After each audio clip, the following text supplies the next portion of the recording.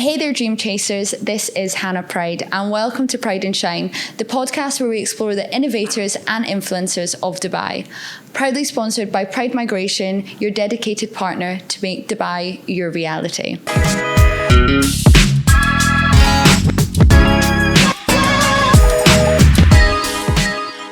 Welcome to the show, Dr. Hass. Hello. How are we? Yeah, I'm good. Thank you for having me. Great. I'm very happy to have the bearded tooth fairy on the show. You got it right. We thought we were going to get that wrong. But for someone like me, I am obsessed with teeth. I think when the first time I met you, I was telling you how obsessed I am with teeth. I think you spoke about teeth for a bit too long, actually. Yeah, I was like, hey. I absolutely loved them. So tell me, how did you end up in Dubai? How did you end up with the slogan, the bearded tooth fairy? And tell me all about cosmetic dentistry. There's a lot there. Where do we start? I know. So, yes, thank you for having me. As you rightly said, I'm a dentist. Based in Dubai now, moved from London last year. Yeah. I was practicing in southwest London in Chelsea and Wimbledon. All right. Grew up in London. What made me move? Several factors, to be honest. Right. First thing is I'm Arab Muslim. Assalamu alaikum. Alaikum salam. Being Arab Muslim and British, Yeah. I thought Dubai was the perfect combination of having those two cultures.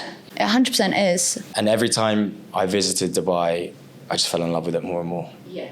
And I envisioned myself living here. So every time I would visit, go back to the UK, I had this bug to be in Dubai. I think everyone does, if I'm honest. Anyone that comes to Dubai, even if it's on holiday, they never want to leave. Yeah. There's something about it. There's a hunger in the air. I think it's the sun in your face, but nobody wants to leave. Well, we're very blessed to be here. It's a beautiful city. It's governed very well. It's safe. Everyone that I meet is hungry. It's a hustler's place. Oh, 100%. Dubai hustle. Yeah, Dubai hustle, literally. And everyone that's here wants to grow and empower themselves and improve. I wanted to be part of that, to be honest. And I envisioned myself being here and inshallah in time with a family and being in a place like this. The UK was amazing. The UK was great. Growing up there was fantastic. But I think over the years, and this is a completely different topic, I just wasn't as... I wouldn't say I wasn't happy because I was happy, but I wanted more. 100%. And I think the UK as a whole has changed. It used to be the land of opportunity. And I think now with a lot of policies, regulations, and probably COVID at the 4 months of what changed it, a lot of people don't really believe in the UK as much as one did. A lot of people are trying to look for a way out. Look, being at one point in my life, born in Iraq, leaving as a refugee, seeking asylum, and having the UK offer me that is something that I'm forever grateful for. So I will never be in a position to be like, the UK's this, the UK's that. But as we grow older and as we mature and our brains change, we start to look for different things in life, right? Of course. And I said to myself, well, do you know what? I want to go back to the Middle East. I like the way it's set up. I want to try it. Yeah. Now, it's not I'm going to move there, and as you know, it's going to be Lamborghinis and Rolls Royces and everything in between. Yeah, but it takes time to get there, and everyone forgets that. Everyone, when they move to Dubai, they only see all that glitters, but all that glitters is not gold, and it takes a lot to get gold. It's probably rented as well. Genuinely, but I think a lot of people misshape that of Dubai, and people think Dubai is full of influencers. And I've had an influencer management now, and he's like, there's no influencers here, but we always just see the photos, and everyone from the UK that sees the people taking pictures, they are influencers, but usually they're just on holiday. Yeah. The people that are actually based in Dubai are hardworking individuals that are hungry. Yeah, so every time I'm out or I bump into someone, I mean, even when we started speaking, it was a case of, I want to do this. Oh, why don't you do this? Have you tried this? Oh, I know someone. And it's definitely a place where people want to grow together, and there's definitely this idea that there's enough food at the table for everyone to sit at the table. Whereas I found in other countries around, well, I say other countries, the UK. just say it. Say it with some chest. I found that in the UK, maybe this was specifically my field, but when I spoke to friends in other fields, it was almost, oh, I'm good at this, I'm going to keep this to myself. Yeah. Whereas here it's like, oh, let's grab a coffee, I can link you with this person and we can do X, Y, Z. It's a very collaborative culture. Everyone says it. And, I think that collaborative culture is a perfect place for a young individual that's hungry and wants to hustle and grow. And that's what I'd say I am. I want to grow myself. I want to hustle. And I always say to people that have messaged me, oh, I'm thinking of moving to Dubai. If you are someone that, let's say, is happy and comfortable, this place is not for you. Yeah. It's not a place where you can come here and be comfortable unless you're already, you've already made it, or you've got wealth, or you've got, you've set up already, then absolutely. But if you're young and you're, comfortable in the flow of things, you need to leave your ego in the UK and come back here as a fresh plate. Yeah, and especially I think with my field, you have to be willing to start scratch completely from zero. Yeah. And it's humbling. It is humbling, but at the same time, you have to bite your tongue and go, I've taken this leap. It's a 5-year plan, 10-year plan. And it's the same. A lot of people probably won't know this. You're, as a dentist, people always probably just think of dentists like, oh, I go to the NHS or I go to the dentist and they do my teeth. But realistically, when you're in Dubai or if you're in cosmetic dentistry, it's a client and it's a service. It's like being a hairdresser. So all the hairdressers that come to Dubai, they have to start up a clientele again. And you've had to start up a clientele again with people, unless they're from London, I wouldn't know who you are. It's hard to get people to come to your dentistry and move to you. Thankfully, for the clinic I work in at the moment, they've got a fantastic reputation. And that was one of the reasons why I moved as well. I wanted to be around other clinicians that had the same values and ethos as me. So that was also a great stepping stone for me and helped me. But at the same time, like you rightly said, you have to start again and be willing to go above and beyond. Not that I wouldn't want to go above and beyond, but you are always conscious in the back of your mind going, right, I need to really do this properly and right, because this client or this patient couldn't bring their X, friends Y, and family. and Z. And as you'll probably know, marketing here, etc., is huge, but your biggest essentially advert is word of mouth, and how did you 100%. And we said that, and I've said it with a few people now, the reason everyone does the marketing for Instagram, for TikTok and all these silly little videos isn't because you're going to get a lead straight away. It's in the taxi, someone will be watching a TikTok, someone will be watching an Instagram. Then they'll go for a dinner with their friends or a network, and you'll be at the top of their mind because they just watched that video. So although that video might be a little bit fun and you get called the bearded tooth fairy. I call myself that, so I don't care if they want to call me that. But you obviously have that brand slogan. If I see a little video of you and you're playing around in the dentist, if I go and my friend's like, oh, I've got really bad toothache, or I want to get what's it called?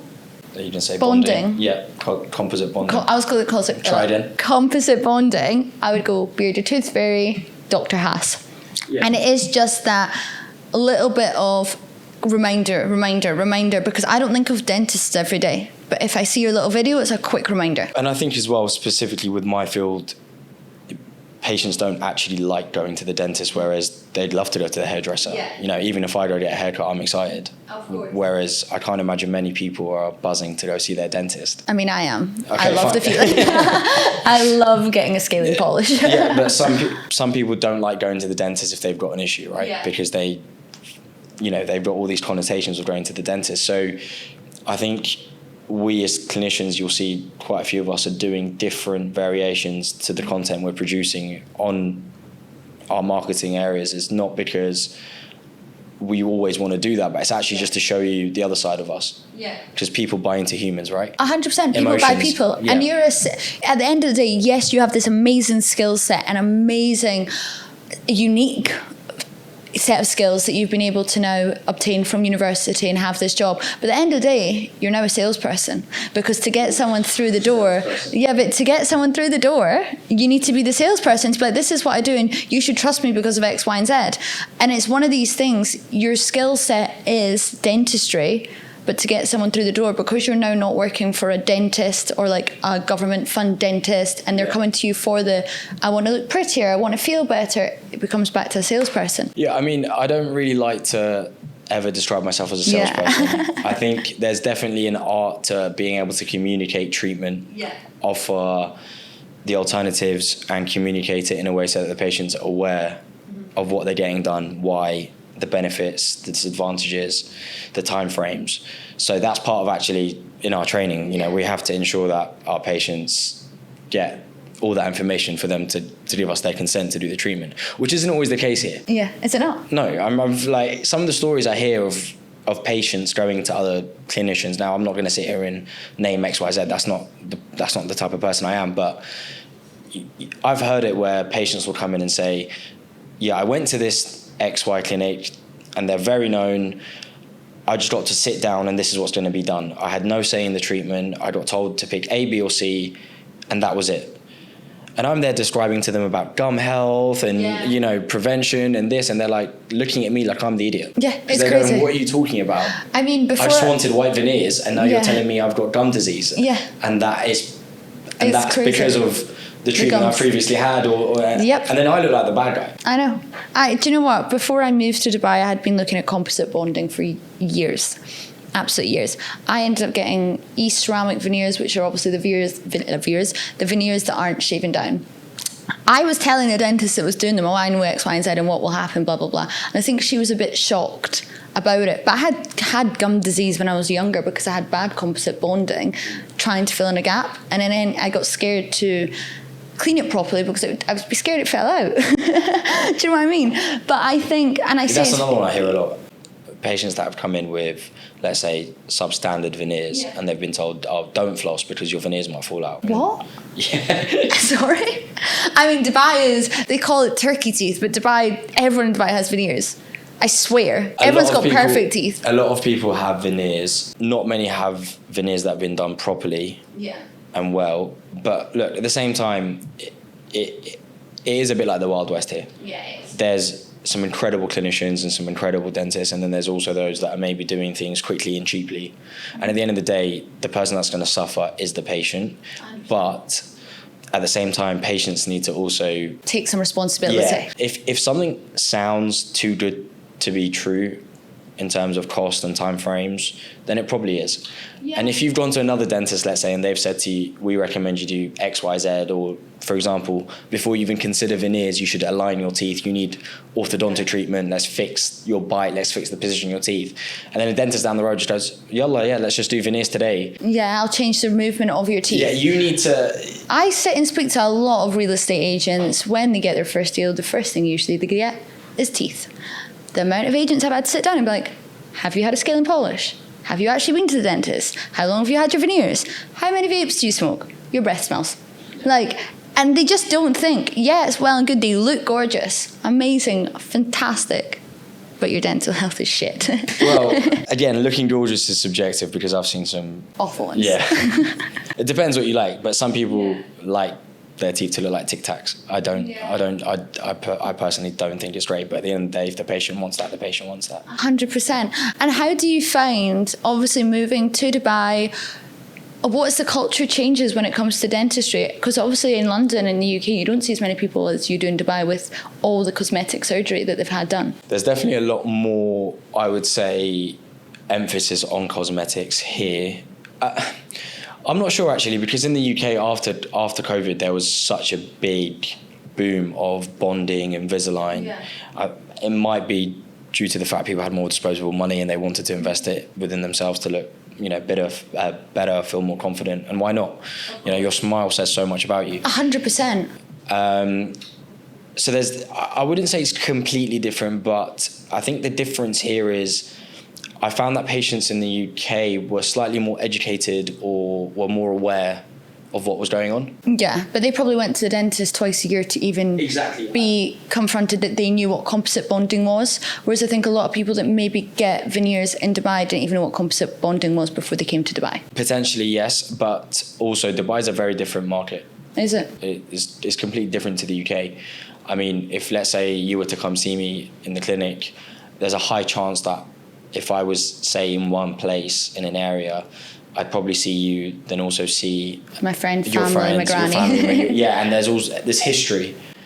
You know, at one point you might even bring your dog in. I don't know, but it would just be like... I bring my dog everywhere. It's that continuity of care, right? Yeah. Whereas here, Dubai is transient. You don't know who's flying in and flying out. You might see a patient once or twice, and then they might say to you, oh, I'm actually moving to Saudi next month, so can we speed this up, or should I just see a dentist over there? I even now know people that are flying in from the UK to get their dentistry work done in Dubai, and then they never see the dentist again. I mean, the person that done my veneers, I've never seen them again. I've got a full new dentist that's in Dubai Hills now. See, that to me, I would want to see my patients again. Yeah. But that's not just because I want to see them, look after them, make sure everything's well, but also I want to see my work. Yeah, but do you know what? And I was saying to my parents back home about this, there isn't much loyalty in the Dubai in the sense of dentistry, hairdressing, nails. I go to the same hairdresser for every single thing. I go to the same barber. Yeah, every single thing. No, I go to one hairdresser's for blow dry, nails, massages, all the time. They hate me because I always give them 5-minute warning. And then I go to another hairdresser that does all my colours, And they're like, you're probably one of the most loyal clients. But they're like, we don't get it. Like, most people are just so like agile. 1 minute they're here, 1 minute there, 1 minute they get a good deal there. They don't have loyalty. Whereas I'd be too scared. I think with my field, there's a lot of emphasis on a good deal. Yeah. But a good deal might not necessarily be the best investment for your dental health. I know. And I say this to people as well when they're getting fillers and Botox and everything else. How can you go to 5 different doctors in the space of 2 years? Because how do they know the analogy of your face shape and what they've already put in and what they put in the past? For example, if you came to see me and let's say you had a tooth that I was suspicious might be on the borderline of becoming a cavity. I've seen you today and I say to you, look, it's not cavitated yet, but if we don't do X, Y, Z, or if you don't maintain your dental hygiene, it may turn into a filling. You might go see someone else and that's the first time they've seen you and they go, all right, we need to do a filling here. Yeah. Whereas if you then come back to me in 6 months' time and nothing's changed and it's still the same, I said to you, actually, it's not progressed. Let's carry on monitoring it. Yeah. You come to see me 6 months after that, I take another X-ray and it's still the same. Actually, yeah, let's just leave it. Yeah. Whereas if you went to someone else or a different clinician, their initial onset might be like, all right, we need to do a cavity, or we need to do a filling here. Not necessarily. I mean, it's just different schools, different opinions. It doesn't mean they're wrong, but I like to see my patients throughout. And also, I think it just builds that loyalty and trust as well, both ways. For example, the patients that, let's say, I saw when I first moved last year are now coming back to do the more, we'd say, the sexier dentistry. So initially, we got them to a point where their oral health was just, in a good state. And now I'm talking to them about composite bonding. I'm talking to them about veneers or Invisalign or whatever. That stuff is great to do, but if the fundamentals aren't there, then there's no point even embarking on doing 10 veneers and they've got widespread gum disease and they're not cleaning. Does that make sense? Because at the end of the day, I want my work to last a long time. And the way I practice is, if this patient was to go see another dentist, what are they going to say about my work? Because I've seen it where I've seen some incredible dentistry and I go, wow, well, whoever did this, they were a good dentist. You were lucky to have them. And I always want that. Yeah, of course. And I've always had it where people will come in and look down and I go, geez, that is shocking. Yeah. And I think it's just different standards. And as you said, with there not being much loyalty when it comes to service-based businesses in Dubai, it's hard to build that loyalty. Yeah. It is hard. It's hard, but also at the end of the day, if you offer a service and you show your patients or your clients what it is that makes you and for why you are charging X, Y, Z and what they're getting out of it, then you can justify your prices.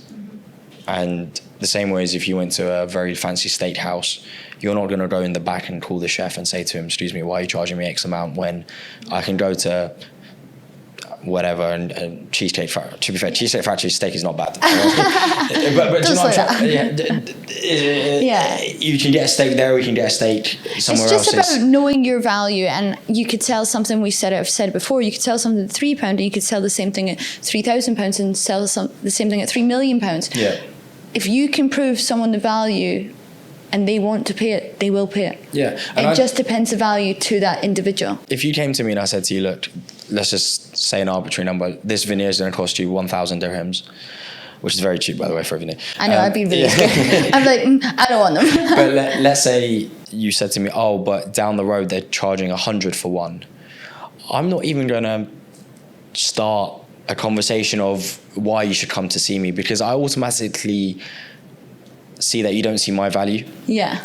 So I would happily advise you, and I would say to you, look, I'm here to advise you, but by all means, I'm not going to persuade you or tell you. It's and it's the same in my business. We don't go into Ferrari and say to them, sorry, mate, but the Kia down the road's X amount. Why are you charging me? It's just about proving your value, and it's about proving your clientele and who you're dealing with, and then that provides a value. That's what I always say to everyone. I don't care. There's 101 realtors in Dubai. There's 101 people that can do business setups and visas and assist you to immigrate to Dubai, but there's only one of me.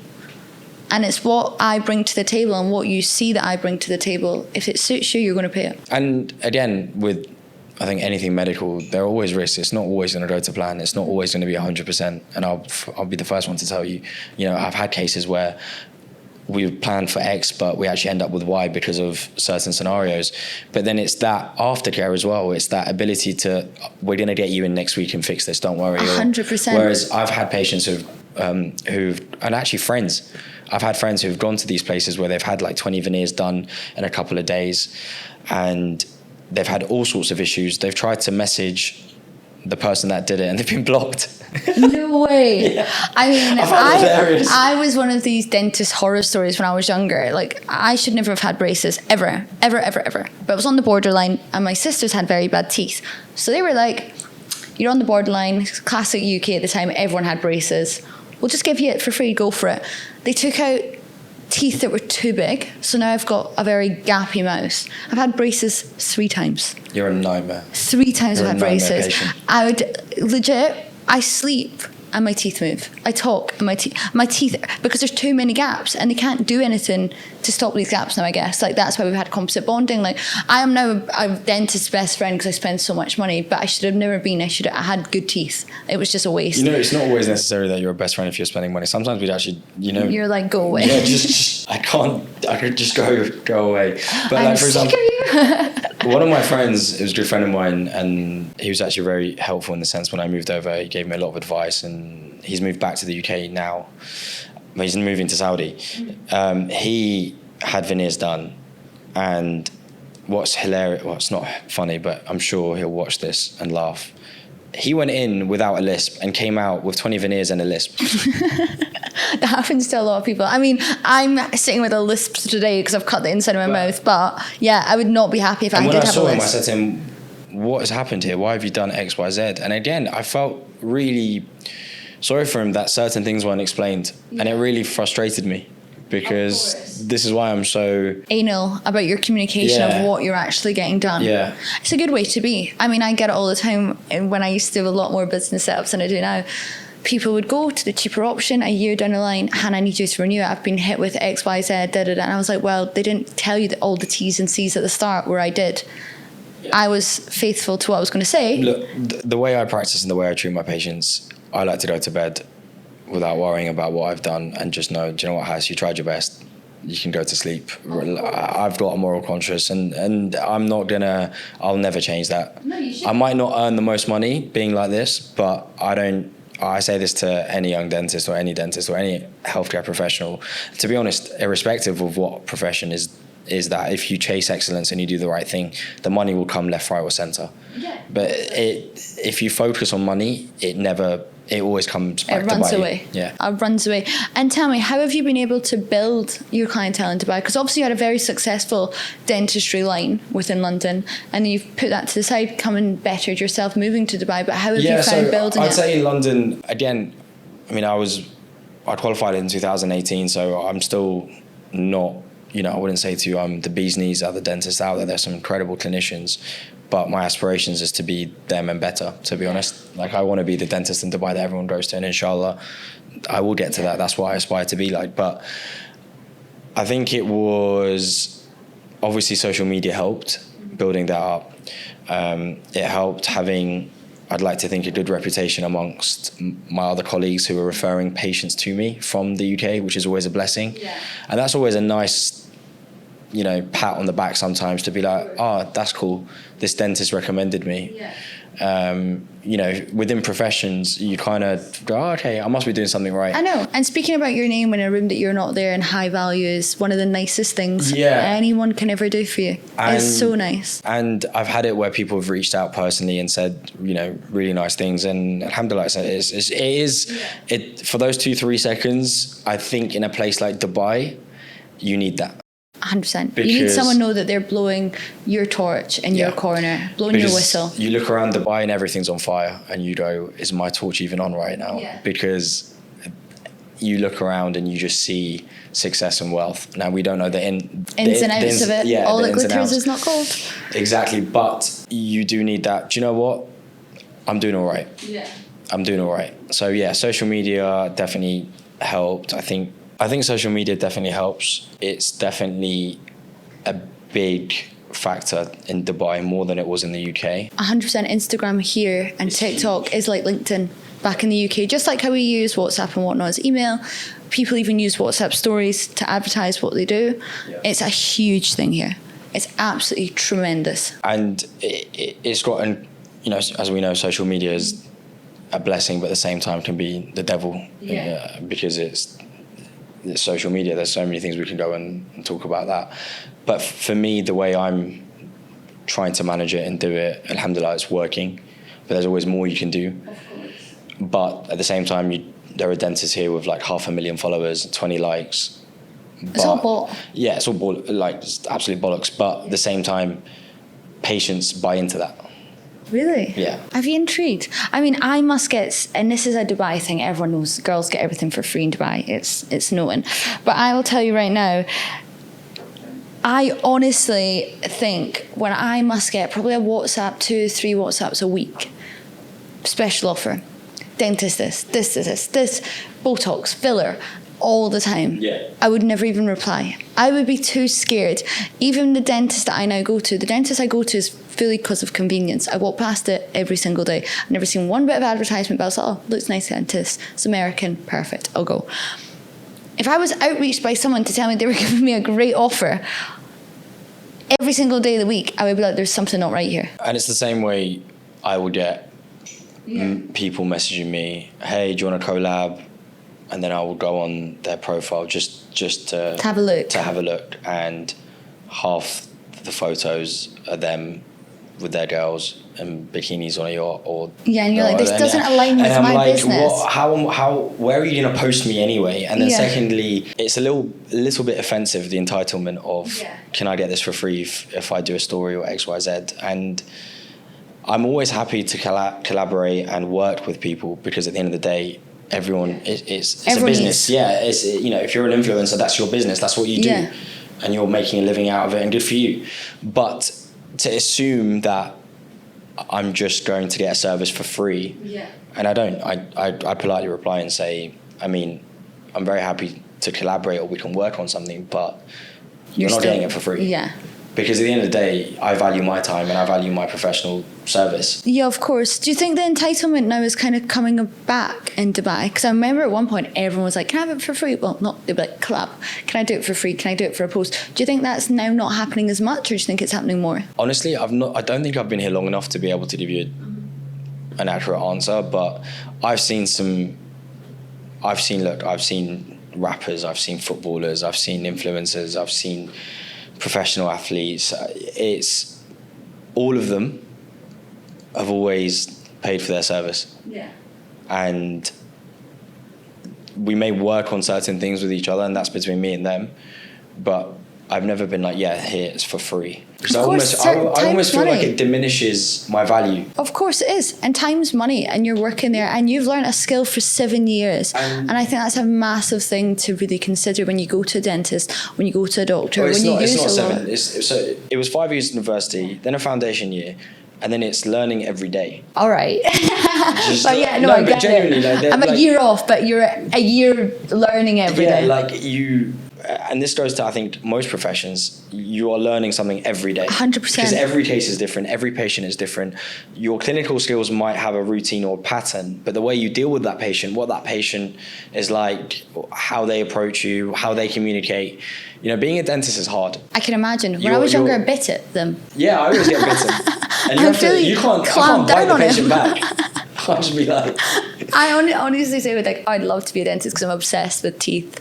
I've got a few friends like yourselves that are dentists. I love hearing about the stories. Absolutely no way in hell could I be a dentist. Like, no. It would terrify me when I hear, like, you do the more glamorous side, I guess, like getting to the cosmetic side. But when I hear people even the normal stuff, I still do, and it's about glamorizing the horrible stuff. Yeah, but that's why I just couldn't do it. I'd be like, no, just brush your teeth. I like to. I mean, you smashed it. In the sense that you're still passionate about something and you've found a job that you're passionate about and you've got a core why, whereas you're very lucky. A lot of people will never, ever work on something that they're so passionate about that they can sit here and be like, I'm happy to clean someone's shit up. Yeah, do you know what? That's a really good way to describe it. And I guess, alhamdulillah, I've got God to thank for that, in the sense that, like, I get a buzz of doing a filling, and it sounds so weird.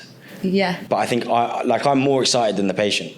Like, after like a smile makeover, like, I will be like, and like, I'll be looking at the nurse, and the nurse will be looking at me and be like, and the patient's like, well, you're right. Like, can I get the mirror so I can see what you've done? And there've even been cases where, like, let's say we're planning for like 8 veneers. Yeah. I will do 10 and not charge for 2, just because cosmetically I know it would just be beautiful, but I know the patient doesn't want to pay any more. Yeah. But as a gesture, I'll be like, look, do you know what? You've trusted me with your smile, but I want it to be perfect. Well, near enough perfect, right? Yeah, of course. And I guess it is that drive. So yeah, being passionate about something that, you know, I enjoy doing. It's got its bad days, don't get me wrong, but I guess it does make it more exciting. And then 100%. And I always say to people, if you can find your passion, especially from a young age, you'll never work a day in your life. Because as you nailed it on the head, you're learning every single day. Whereas there's some unlucky people in the world that wake up and hate their job. They absolutely hate it. So for you to sit and say, I'm learning every day, I'm like, Jesus, well done. Look, I've been here for a year. Yeah. You've been here longer than me. I couldn't say to you that, this is what I'm going to do and this and that. I'm just taking it day by day. It's a journey, right? Of course. And you have to appreciate each step, and it will fly by, because I cannot believe I've been in Dubai nearly 4 years. Yeah, see, that's mad. 4 years is old in Dubai, isn't it? Yeah, it's old. When I came to Dubai and I met people, and they're like, I've been here 5 years. And all those friends, when I first met, a lot of them are actually engaged and married. And it's like a complete separate friend group now. And I've had so many friend groups and different journeys and lovely connections over the years. And people are like, you know everyone. I'm like, but that's because when I came, I was friends with people from different years. But you're very good at networking, right? I'm really good at networking. And I feel like you have to be good at networking. Oh, 100%. You have to be, because in a place which is so filled of hungry entrepreneurs and people that want to get there, how do you stand up? How do you stand out? How do you stand up is you have a good reputation, you're fair, you're honest, and your core values are everything you do. And if people like you, they're going to refer you. And if people want to see you do well and you help people get to achieve their goals, they're going to help you achieve your goals. And I always say you should help people without the expectation of anything in return, and then life will throw it back at you, or the universe or God or whatever. It will come back to you. 100%. And that's something that I've always believed in. So where I can, I do try and help. But I get a lot of messages, I want to move to Dubai. And it's, okay, great, that's good to have. Have you visited Dubai? No. Oh, I'm coming for the first time, I'm staying on the Palm. That's not Dubai. That's not Dubai. That's a holiday. I know people that have came to Dubai on holiday. They have properties in Dubai and they've never, ever been off the Palm. They don't even know where Dubai Hills is. Don't know where Emirates Hills is. They just know downtown, Marina and the Palm. And they only know the Marina and the Palm because they drive through it to go to the Palm. They don't leave the Palm. They go to only restaurants on the Palm. And I've been showing them the big bad Dubai, which is tiny, and they're like, "Wow, this is crazy." Because some people just come and they like what they like, and they do what they do. And if they want to do that, they need to do that. But I think with my field, look, Dubai is an incredible place. Like we said, it's got it's just like everything and more. Everything and more. I described it when I first moved over. It was like a sophisticated professionals freshers week. Oh, it is. With a bit less. Well, there's a lot of partying here, but there's probably more partying here because you can party anywhere and there's something for every single genre. This is why I love it here. It's because, like, okay, on a Friday I've got my kandor on and I'm going to pray Jummah and it's beautiful. I go on a Saturday, I can go to West Palm and I can have dinner, and no one, as long as you keep yourself to yourself, you do what is right. No one cares what you do. No, right? not at all. It's a really nice, non-judgmental society. Whether you're Arab Muslim, whether you're British, whether you're wherever you're from, everyone's nice. I know. And if you're in a society where everyone's nice and everyone looks out for each other and everything is safe, why wouldn't you want to be here? Of course. It gets addictive. Yeah, 100%. But you have to be prepared to face the anxiety, to face the days where you're not earning, to face the days where you have to go and hustle for your patients or your clients. So people might see my Instagram and they see, oh, Hass is doing well, he's just done another case, or he's now on a podcast with Hannah.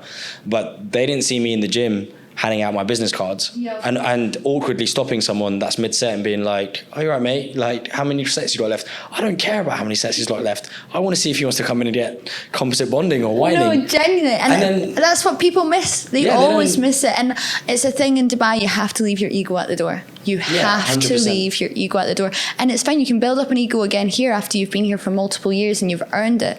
But you cannot come from the UK or America or wherever you came from and be like, I was this good here, so I'm going to be this good in Dubai, because it's a complete different culture and society. Completely agree with you, and I think this goes to every field. And regardless of what field you're in, as you've probably interviewed so many people from all over, like my housemate, he's in consultancy, and he was in consultancy back in the UK, and I see him grafting 8, 9, 10, because the work ethic here is you work very hard, but you can play hard as well. 100%. And that's why I love it here. The balance is brilliant. 100%. And people don't understand, like, I didn't finish work last night until 2 a.m.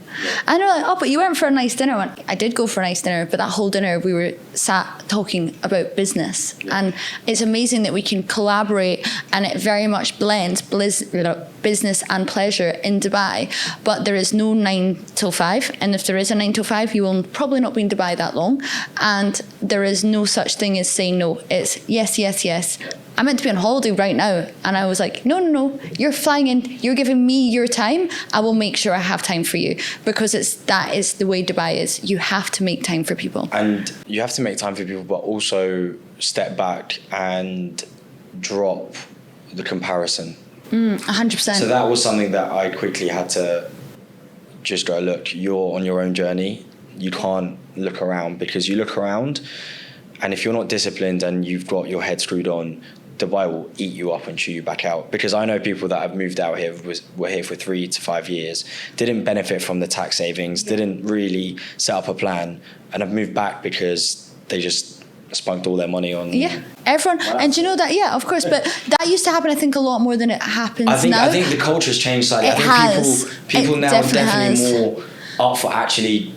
They're looking at a long-term longevity. That's it, because it used to be, and we've even seen it in a trend in real estate, that studios and one beds had a huge demand because it was one individual that was moving to Dubai, making their money and sending it back to the UK, coming for a 2 to 5 year period. Now we've got shortages of townhouses, villas, there's more schools getting built, there's more hospitals being built. Just communities in general, It's a community feel. People since COVID, people since different politics and economic crisis around the world have moved to Dubai with their full family. People are now, like yourself, you want to have a family here, inshallah. People are looking here for long term. So it's not, I don't think it's a place now, so even with dentistry, it's not a place you dip in and dip out. No. Because you can't build the clientele. It takes a couple of years to actually build your clientele base and establish yourself. 100%, and that's how I've been able to do it. Yeah. Reaping the rewards. I mean, you were here for 4 years. 4 years, and I'd only just say in the last 6 months, I've started reaping the rewards from being here 4 years. But kudos to you. I mean, you had that plan, and this is why I say to people, what is your plan? Like, where do you want to be? Are you coming to Dubai alone? Because that's a completely different mindset to, are you coming with a family? Yeah. Like, when I moved, I was completely alone, so the risk was completely on me. Of course. I didn't have to think about, is my wife happy here, or my children happy at school, or I've got to take them out of X, Y, Z. and that's me being selfish, but that was my position in life. And so, it does change. Yeah, these are all factors that come into this a decision of should I move countries abroad. Yeah. But if you're going to come and automatically start thinking, oh, why am I not in a Rolls Royce, or why this, why that, it's not the place for you. Not at all. And this is why I always remind people, because recently people are like, oh my God, that's amazing. I'm like, guys, remember I've been here nearly 4 years. Yeah. Remember I've been here nearly 4 years, because people forget.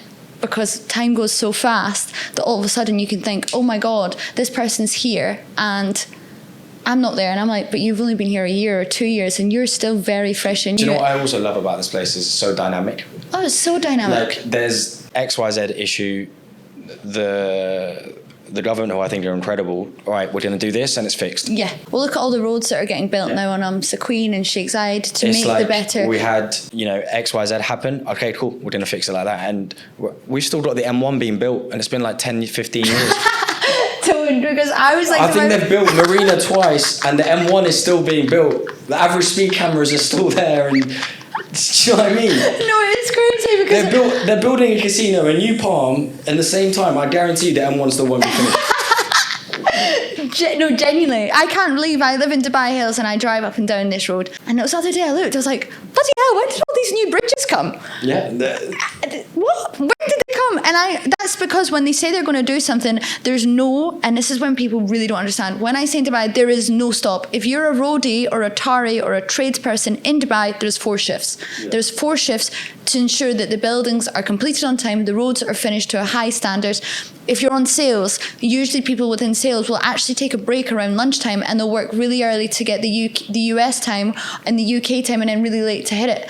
And in Dubai, you usually see people probably take a longer lunchtime than they would in the UK, but they are actually working earlier in the morning and super, super late at night. And people just don't get it. But I'm saying people think New York never sleeps. Dubai doesn't sleep. It does not sleep. No. I was driving home last night at 2 a.m. and I was like, why am I sitting in traffic at 2 a.m.? Yeah. I think the vision that the government and whatnot have with Dubai is so beautiful that it almost aligns with everyone that lives here. Of course. And I think there's this element of I'm lucky to be here, so I want to respect the laws, I want to do X, Y, Z, I want to better myself, and it's like a two-way thing, and everyone lives in this contentment and harmony, 100%. Which not many places around the world have. Not at all. And do you know why I think it is? And I say it to people all the time, just to finish on this note. It's really easy when there's only one rule to stick to. But when you're in a country that has multiple governments, multiple rules for different regions that are really close together, of course it can be very blurred and grey-lined and west-sided and east-sided and whatever you want to say. But if there's one rule and it's one rule fits all and it's fit in or leave, you're going to fit in or leave. And I think that's where Dubai have got it in one. If they say they're going to do something, they're going to do it, and it's fit in, believe in it, and that's the rule. If you don't want to do it, don't invest in it, don't do it, just leave the country, we don't want you. And I think that's the easiest and the clearest bit of communication of why Dubai is successful and why Dubai has got to where it is today. There's only I still think it's going to get even bigger and better. Oh, 100%. And that's I think the future for this place is great. It's honestly, as you said, everyone I interview and everyone I collaborate and work with on a daily basis is blessed and happy to be here. No, genuinely they are. But thank you so much for coming on. It was great having a conversation with you, and I look forward to seeing where the dentistry comes in the future. Peace.